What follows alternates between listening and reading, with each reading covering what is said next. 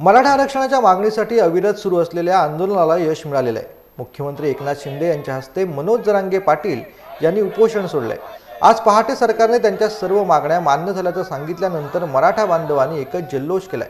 सावंतवाडीत देखील मराठा बांधवांनी आनंद उत्सव साजरा करत मोठा जल्लोष केलेला आहे। यावेळी मराठा समाजाचे अभिषेक सावंत, तसेच मराठा समाजाचे नेते पुंडलिक दळवी, मराठा समाजाचे नेते सीताराम गावडे, अर्चना घारे, तसेच मराठा समाजाचे प्रवीण भोसले, माजी राज्यमंत्री विकास सावंत, तसेच युवराज तसेच लखमराजे सावंत भोसले हे देखील यावेळेला उपस्थित होते।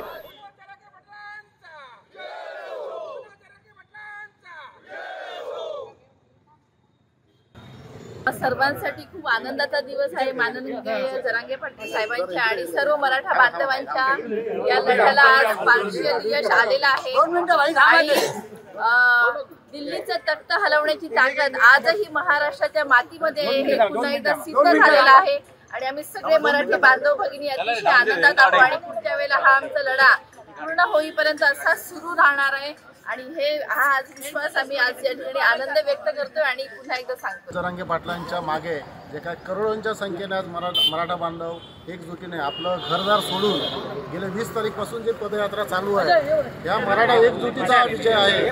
तर आपण इथे आता जे काय मराठा बांधव जमलेले आहेत, आम्ही आता विजयोत्सव साजरा करतोय। तर खरोखरच जे आमचे मराठ्यांचे नेते सन्माननीय मनोज जरांगे पाटील साहेब आहेत, त्यांनी हा जो काय अध्यादेश सरकारला अध्यादेश रात्री मध्यरात्री काढण्यात आणि भाग पाडलेला आहे।